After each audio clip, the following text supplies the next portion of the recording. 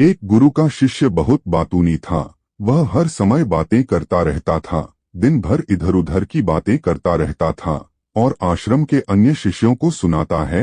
एक शिष्य को गालियां देता है, वह गपशप करता है और दूसरों के साथ अच्छा व्यवहार करने की कोशिश करता है, अपने मुंह से अपनी प्रशंसा करता रहता है और हमेशा अपने आप को गुरु के सामने सबसे बुद्धिमान और सिद्ध शिष्य साबित करने की कोशिश करता है। अपने को सभी शिष्यों से अलग और श्रेष्ठ मानते थे।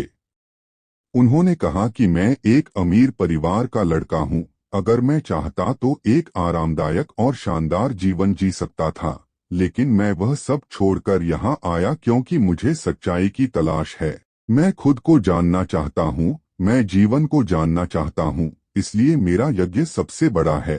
एक दिन के पुजारी ने सभी शिष्यों को आश्रम में बुलाया और कहा कि आप सभी को अगले 1 महीने तक कुछ संकल्प लेना है। इससे आपका संकल्प मजबूत होगा और आप में आत्मबल का संचार होगा। आप सभी अपनी क्षमता के अनुसार कोई भी संकल्प ले सकते हैं और 1 महीने के पहले आप में से जो कोई भी अपने संकल्प को भंग करता है, वह अपनी पुरानी दिनचर्या में वापस चला जाता है। सभी शिष्यों ने अपनी शक्ति के अनुसार बड़े या छोटे संकल्प लिए और गुरु को अपना संकल्प बताकर वहां से चले गए। लेकिन बातूनी शिष्य अपने को सबसे अलग और बड़ा दिखाना चाहता था।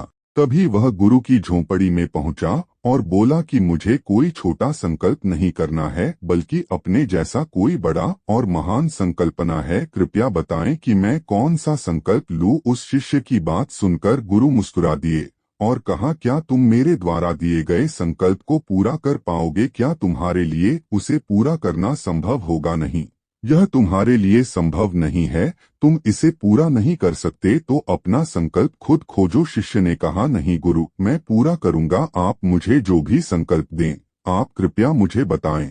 शिक्षक ने कहा, ठीक है, फिर आप अगले महीने चुप रहेंगे।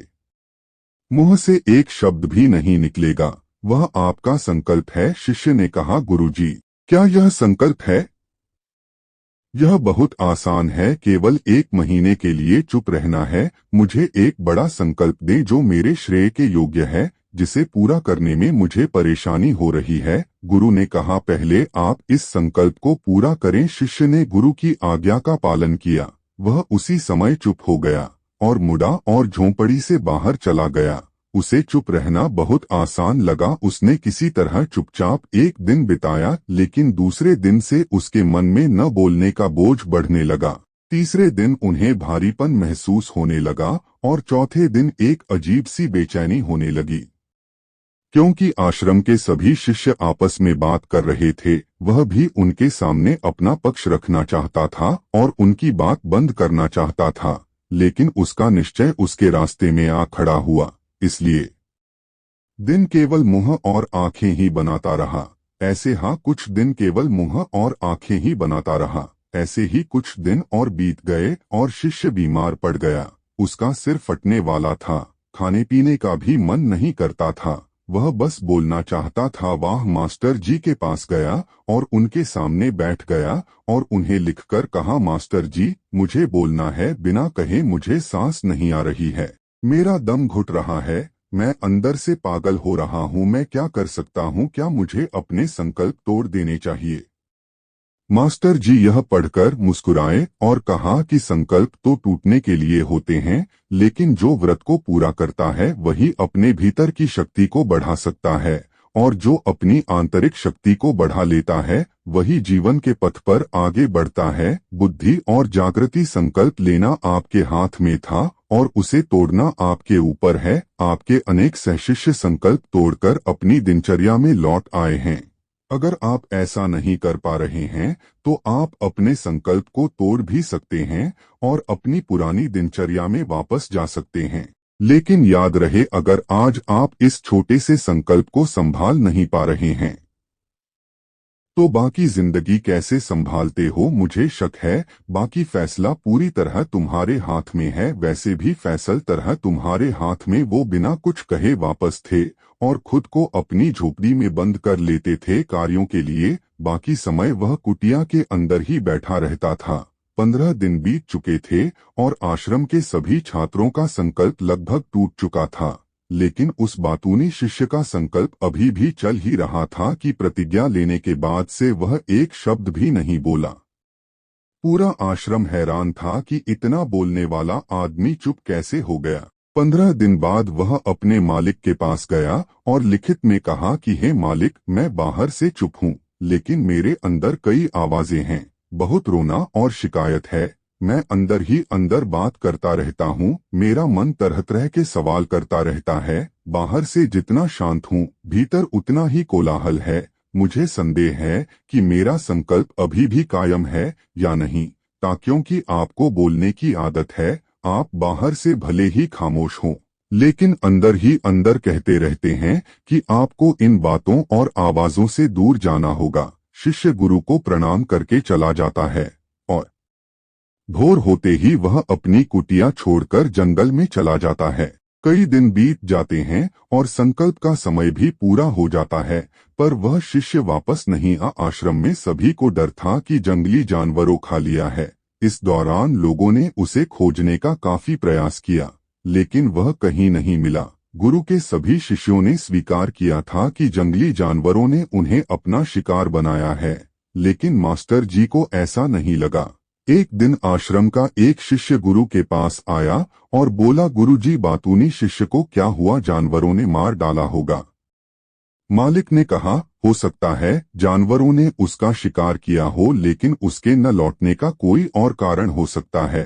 हो सकता है कि वह जिस चीज के लिए वहां गया था वह मिल गया हो। शिष्य ने पूछा कि क्या ज्यादा बोलना हानिकारक है? गुरु ने कहा, यह भी मानव जीवन के कई दुखों में से एक है कि वो कभी चुप नहीं रह सकता, वो हमेशा कुछ ना कुछ कहता रहता है। हमारा आधे से ज्यादा दुख हमारे अकेले बोलने से होता है। ज्यादातर परिवारों के झगड़े की वजह हमारी बेवजह की बातें होती हैं। हम में से कोई भी चुप नहीं रहना चाहता, हम सिर्फ सामने वालों से कहना चाहते हैं जो कुछ भी हमारे मन में है। हम उसे समझाना चाहते हैं कि आप गलत हैं और मैं सही कहाँ तक उचित है, क्योंकि दूसरा भी वही कर रहा। इस तरह सब एक दूसरे का सड़ागला सामा। लेकिन इस अज्ञानता में हम अपना समय, अपना जीवन, अपनी समझ और सबसे महत्वपूर्ण वह अनमोल क्षण खो देते हैं जिसे जिया जा सकता है, जिसका अनुभव किया जा सकता है, जिसमें आनंद पाया जा सकता है। लेकिन बदले में हमें क्या मिलता है? कुछ भी नहीं, सब व्यर्थ जाता है। हम इस पागलपन में क्या खो चुके हैं? केवल कुछ लोगों को पता चलता है, बाकी लोगों को उनके आने का पता नहीं है, जैसे उन्हें उनके जाने का पता नहीं है। शिष्य ने कहा, फिर क्या इसका समाधान है? गुरु ने कहा कि आपके विचारों को पूरी जागरूकता के साथ देखना ही सभी मानी समस्याओं से बचने का एकमात्र तरीका है। दोस्तों, वर्तमान में रहें और पूरी सजगता के साथ अपना काम करें। यह प्रसिद्ध जापानी ज़ेन मास्टर शुनरियो सुजुकी का कथन है, जिन्होंने अपनी पुस्तक ज़ेन माइंड बिगिनर्स माइंड में विस्तार से बताया है कि कैसे एक व्यक्ति अपने दैनिक कार्य करने के साथ साथ जागरूकता का अभ्यास कर सकता है और एक जीवन भी जी सकता है, मानसिक रूप से स्थिर और सुखी जीवन। आप चाहें उस बातूनी शिष्य को आश्रम छोड़े हुए 3 महीने बीत चुके थे, पर उसका कोई समाचार न था। अब तक सब सह शिष्य भी उसके लौटने की आशा छोड़ चुके थे, लेकिन एक दिन वह आश्रम लौट आता है। उसे देखकर सभी चकित और प्रसन्न हुए, लेकिन अब वह छोड़ने वालों में से नहीं था। वह कुछ और के रूप में वापस आया। उसमें एक अजीब परिवर्तन महसूस किया जा सकता था। उसके चेहरे पर एक अजीब सा भाव था और उसकी आंखों में बड़ा सुकून था। आश्रम में आते ही सभी शिष्यों ने उन्हें चारों ओर से घेर लिया और बात करने लगा। उसने अपने भाइयों से भी बात करना शुरू कर दिया। जितने भी शिष्य उससे बात करते थे, उन्हें लगता था कि वह पहले की तरह बड़बोले और बातूनी नहीं थे। उनके मुख से निकला एक एक शब्द बड़े ही मधुर और ध्यान से निकला। कुछ देर दूसरे शिष्यों से बातें करने के बाद वह पास गया। उसने गुरु के पैर छुए और कहा, गुरु जी, क्या मैं अब भी चुप हूँ? क्या मेरा संकल्प अभी भी जारी है? गुरु ने कुछ देर तक शिष्य की आंखों में गौर से देखा और कहा, हाँ, तुम अब भी चुप हो। आपके मुंह से एक भी शब्द नहीं निकल रहा है और आपका संकल्प अभी भी कायम है। इसलिए मैं और गहरे जंगल में चला गया, उम्मीद पे कि मुझे वहां शांति मिलेगी और मेरे मन में चहकना कम हो जाएगा। लेकिन मैं जितना एकांत में गया, मेरे अंदर की आवाज तेज होती गई। मुझे अपने अंदर की पुरानी आवाजें सुनाई देने लगीं। तब मुझे एहसास हुआ कि मैं कितना गलत था जब मैं बुरा कहता था अपने परिवार के सदस्यों, दोस्तों और सहशिष्यों को बातें। इसलिए उस समय मैंने सोचा कि मैं सही था। जब मैं गुरु भाइयों की चुगली करता था और उनका मजाक उड़ाता था, तब भी मुझे लगता था कि मैं उनसे बेहतर हूं और मैं सही कर रहा है। लेकिन उस दिन मुझे पहली बार लगा कि मैं कितना गलत हूं। बहुत देर तक ये आवाजें, ये शिकायतें मेरे अंदर चलती रहीं, लेकिन धीरे धीरे मेरे अंदर से ये सारी आवाज चली गई। अब मैं अंदर से भी खामोश हूँ। उस घने जंगल में बाहर से बोलने वाला कोई नहीं, एक भीतर कोई आवाज नहीं बची थी। उस दिन पहल मुझे मौन का सही अर्थ समझ में आया। कितनी शांति थी मेरे आसपास। हालांकि अभी भी कुछ आवाजें थीं जो पहले आती थीं, लेकिन मैं उन्हें नहीं सुन सकता था। लेकिन अब मैं उन सभी आवाजों को स्पष्ट रूप से सुन सकता था, जो हवा की आवाज, पक्षियों के चहकने की आवाज, बहते पानी की आवाज, भौरों की गुनगुनाहट की आवाज मैंने पहली बार पूरे होश में सुनी। मैंने अपने आसपास इतनी शांति कभी महसूस नहीं की। आप पहली बार हैं जब मैंने शांति भंग करने के लिए अपने मुंह से एक शब्द निकाला है। मैं चिल्लाया हूँ, हे भगवान, यह किस प्रकार की शांति है? सब कुछ इतना शांत क्यों है? क्या हुआ? लेकिन मेरे चिल्लाने पर भी की शांति भंग नहीं हुई। सब कुछ वैसा ही है जैसा बाहर पहले भी सन्नाटा था और अंदर भी। हे मालिक, मैंने अपने गुरु भाइयों से बात की, मैंने आपसे बात की। मैं बोल रहा हूँ, मैं चल रहा हूँ, मैं सब कुछ देख रहा हूँ, लेकिन मैं अंदर से बिल्कुल अकेला हूँ। मैं चुप हूँ, भीड़ में भी हूँ, मैं अकेला हूँ और अंदर से अकेला हूँ। मैं तब भी अकेला हूँ जब मैं अपने आप में शोर मचाना चाहता हूँ। अब सब कुछ दिखाई देता है, सब कुछ सुना जाता है। गुरु ने कहा, जब तक बाहर बातें करते रहेंगे, भीतर अशांति होगी। जिस दिन हम अपने भीतर की ओर मुड़ेंगे तो हमारे मुंह से जो भी निकलेगा, हम शांत रहेंगे। दुनिया में जितनी भी बुराइयां हैं, वे ज्यादातर हमारे बोलने से ही पैदा होती हैं, क्योंकि हम चुप नहीं रहना चाहते। हम जरूरत से ज्यादा बात करते हैं। हम दूसरे व्यक्ति की बात नहीं सुनना चाहते हैं, बल्कि चाहते हैं कि वह बात करना बंद कर दे। हम उसे बताना चाहते हैं कि मैं कौन हूँ।